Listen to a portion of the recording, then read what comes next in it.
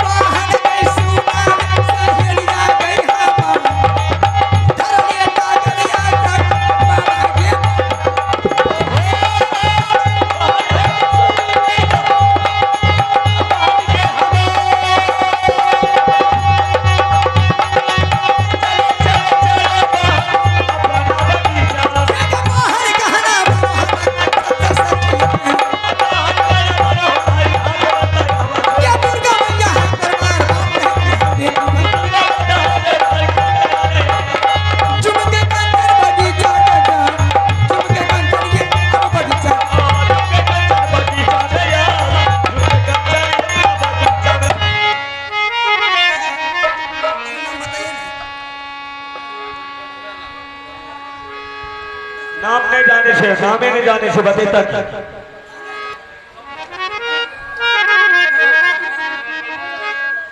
लीजिए। Dashrath Ram 3 number ward का रहने वाले हैं। उनके तरफ से 51 रुपए के नोट आदेश हुए हैं। मैं सरस्वती की कृपा से मैं बहुत बहुत शुक्रिया अदा करती हूँ। जय हिंद, जय भारत। सखी, हाँ सखी, बाबा के भविष्य में पहुंच चुकी हूँ। तीनों सखी मिलकर के सुस्ती मोनी खेलो। हाँ ठीक है सखी। हाँ ले आओ। हे गसपति मवनिया सखी है गई खेलबे, हे गई बाबा के बगीचा भल गए। हे सखी गे बाबा के रया बगीचा में खेलबे गए। जहान रे बैठिया गए साखी सब गए बाबा के राग भलब।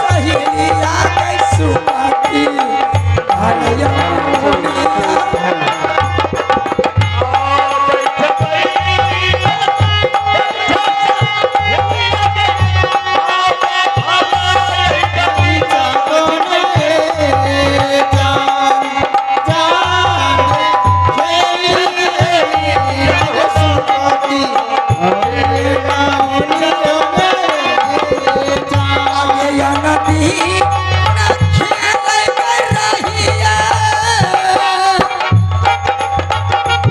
आ नदी न खेले कर रहिया बाबा तेरा तारा पर में सखी गए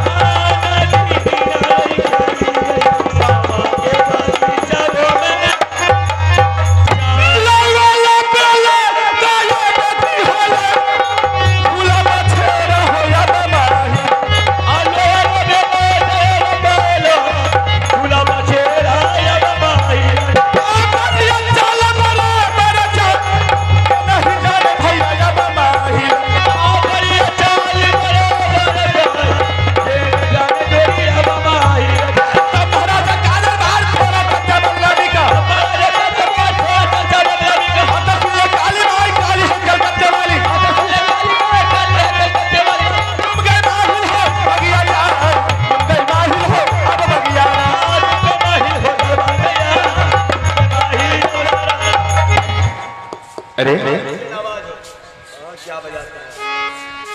अरे मैं देख रही हूँ। हेलो हेलो, क्या बात है?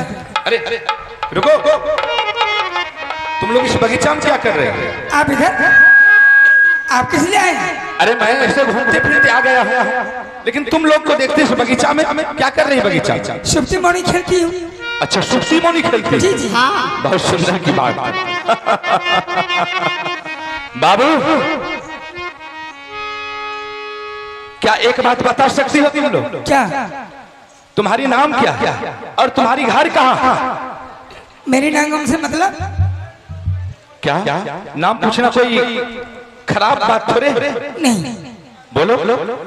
क्या नाम कम पूछने की चाहते हैं? हाँ। सबसे पहले आप अपना नाम बताइए। हम अपना नाम? हाँ ठीक, मैं बताता।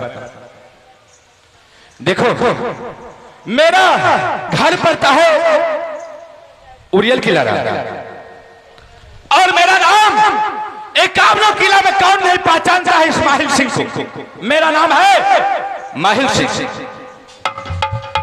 क्या? हाँ माहिल सिंह? हाँ, मेरा नाम माहिल सिंह। मेरी नाम आप जानने भी चाहते हैं? हाँ। अगर मैं नाम बताऊंगी तो रास्ते खाली कर दीजिएगा। रास्ते खाली नहीं करूंगा। मेरा बगीचा से राना नहीं है। ठीक है, मैं चला जाऊँ। ठीक है, मैं बताती हूँ। ठीक।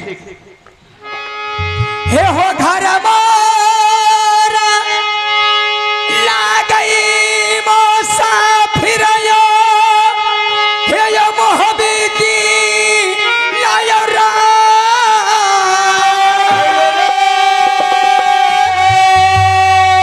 हे यो घर मोरा लागई मुसाफिर जी मोहबी करयो ना कारणे किया नाम लागो बाबू के पिताजी के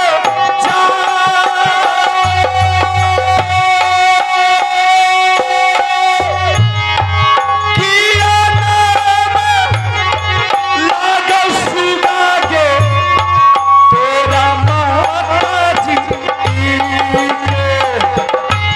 पिताजी का नाम होला गई आल्हाया बाबू सरता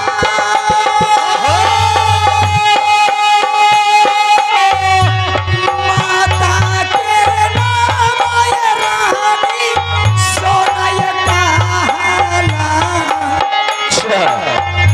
माता के नाम यौला गई रानी सोना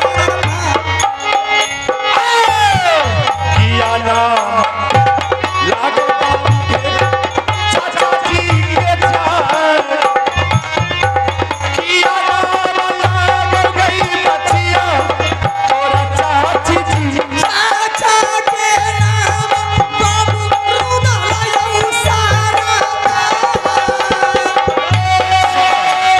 चाची के नाम यौला गई रानी फूला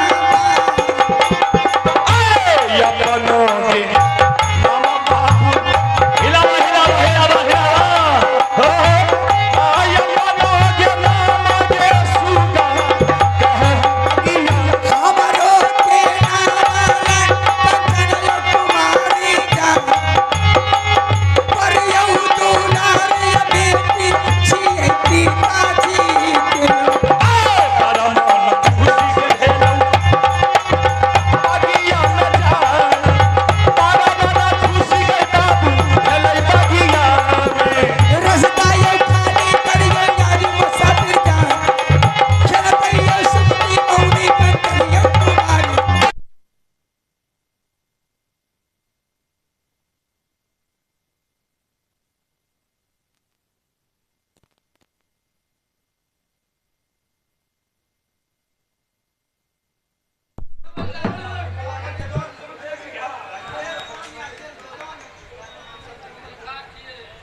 हेलो जी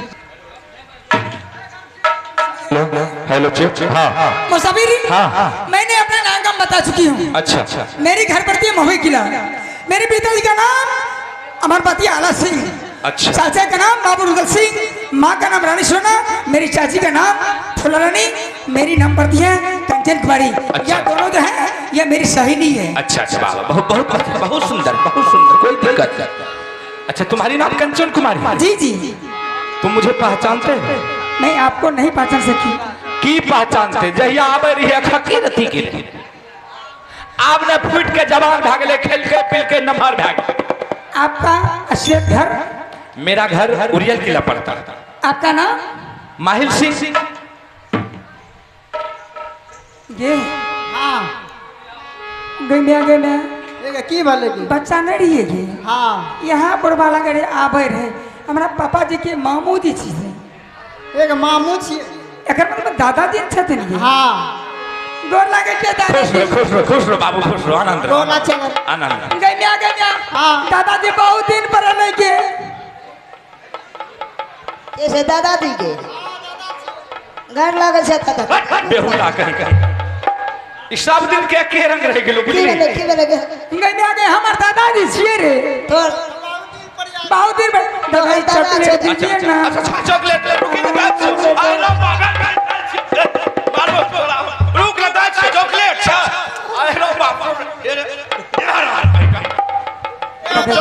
चॉकलेट दीजिए अरे ना सुनी ना हमें तो जाने रही है जल्दी आपको का छटकर से हमरा लिए हमरा तो ए दादा हमरा दो चॉकलेट देबो अच्छा दे रुक निकाल दे पैसा अरे जरा हमरा क्या कर जी ए छरा पहले ये चल जा हमरा पहले गैया दादा बहुत दिन पर रहे बहुत दिन। बिस्कुट ला पैसा दब के पोती सब कुछ देबो फुकना लबे हले नाला में फुकना हले पहले के छे ई हले हले ले दादा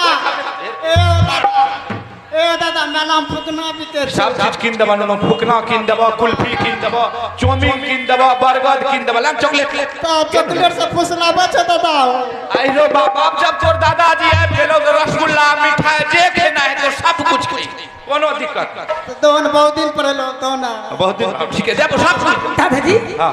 आगे विशेषता बात अच्छा तीनों सखी सुप्ती मोनी खेलती लेकिन एगो बात बड़ा गड़बड़ हमरा लागे छै क्या ना ना कौन सी हमरा दादा? नहीं निक लागे छै बोलिए ना की बोले दादा कंचन कुमारी हेलो हाँ। अरे तुम लोग राजा महाराजा की बेटी होकर के इस बगीचा में आकर के हाँ। जो तुम बालू सुप्ती में लेकर के ऐसे भटक रही है क्या अच्छा दादाजी मैंने हर रोज दरबार में महल में सुप्ती मोनी खेलती थी मुझे दिल नहीं लगती थी मैं सोची अपने मन में थोड़ी अपने बगीचा जा करके मैं सुप्ती मोनी खेलूंगी तो मुझे दिल लगेगी मन लगेगी बस ठीक है लेकिन देखो कंचन कुमारी अरे सुप्ती मोनी खेलने से कोई अच्छा बात नहीं होता है अरे खिलौना तो ऐसा है संसार में कि अगर शायद तुम लोगों के हाथ वो खिलौना लग जाए तो तुम्हारी जीवन जो है धन्य धन्य हो जाएगी दादाजी हाँ। ऐसा कौन खिलौना है नहीं जानती हो बताइए हम बताते हैं जल्दी बताइए देखो दादाजी 3 खिलौना है तीनों खिलौना का नाम हम तुमको कहते हैं खिलौना का नाम है चंदन चरखा हां कटक हिलोरा हां मरुएन बाजा क्या दादाजी हाँ। चंदन चरखा कटक हिलोड़ा मरुएन मरवन भाजा अगर ये तीनों खिलौना अगर तुम तीनों सहेली को हाथ लग जाए हां दादाजी तो तुम लोगों का जीवन धन्य धन्य हो जाएगा दादाजी यह खिलौना मिलेगा कहाँ अरे ये खिलौना हर जगह मिलता है तो कौन ला कर देंगे तुम यहाँ से चले जाओ तुम अपने मम्मी के पास तुम अपने माताजी से बोलना कि माताजी सुप्ती मोनी खेलते खेलते मेरा अब जो है मन भर चुकी आप ऐसा करें कि हमारे लिए 3 खिलौना मंगा दे तुम उसे बोल देना कि चंदन चरखा कटक हिलोरा मरुएन बाजा ये तीनों खिलौना तुम्हारी माताजी तुमको ला करके अवश्य दे दे दादाजी अगर माँ को मैं सारी बात कर करके सुनाऊंगी अगर मेरी माँ नहीं ला करके देगी तो मैं क्या करूंगी हीरो बाबा अगर तुमको नहीं ला करके देगी ना तुम मुझे फिर बोलाना हम तुमको उपाय बता दें ठीक है दादाजी मैं चलती हूँ ठीक है माँ को सारी बात कहूंगी अगर मेरी माँ बात नहीं रखेगी मैं अनजान नहीं करूंगी नहीं बाप साफ है खाना ये पीना नहीं ओकरा कह भी तरकी भर की देवी अगर माँ तुम अगर तीनों खिलौना ला करके नहीं दोगी तो मैं जहर खा लूं किसी नदी में जाकर के डूब करके मर जाऊं तरकी भर की देवी तुरंत कीन के दे तो कोनो तू 2 गो 4 गो बेटी छी एगो बेटी बाबा के राज में एगो बेटी ठीक है तोरा खतरे त की न कर नहीं देते नहीं ठीक है दादाजी मैं चलती हूँ अगर नहीं देते तो तू हमरा फिर याद कर ठीक है मैं आपको फिर मैं पुकारूंगी तो ठीक समझेबो आता ता यहाँ बसूनी यौ उड़ियाला के सारे चलल है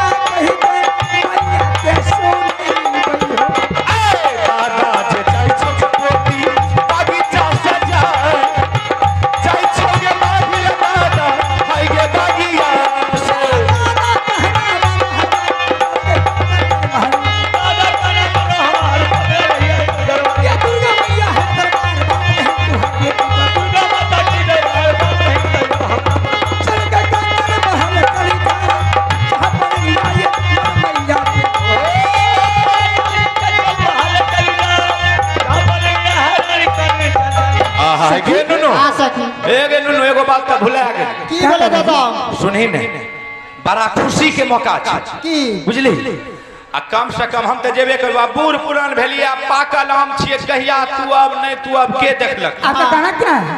बहुत दिन पर भेंट भेलो नुनू। हाँ। हमरा एगो गाना सुना दे हम चल जाए। गाना जय कारण की बाप रे बाप सब बेकल छे गे ओए पीछा हमहू बेकल छी। दादाजी आपको गाना चाहिए? हां एगो गाना सुना सुनिएगा। हाँ। ठीक है ठीक ठीक। सखी मेरे दादाजी को गाना सुना दो तब तक मैं बैठती हूँ। ठीक। समझ गए? हां एगो सुना एक जल्दी कर जल्दी।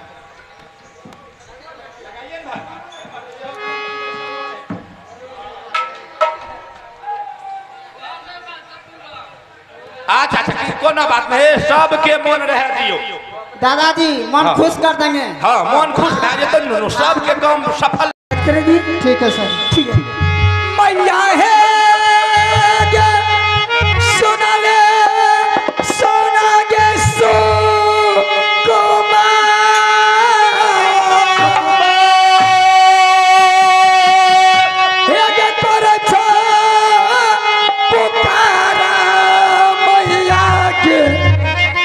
कंचन गई बेटी दुलारी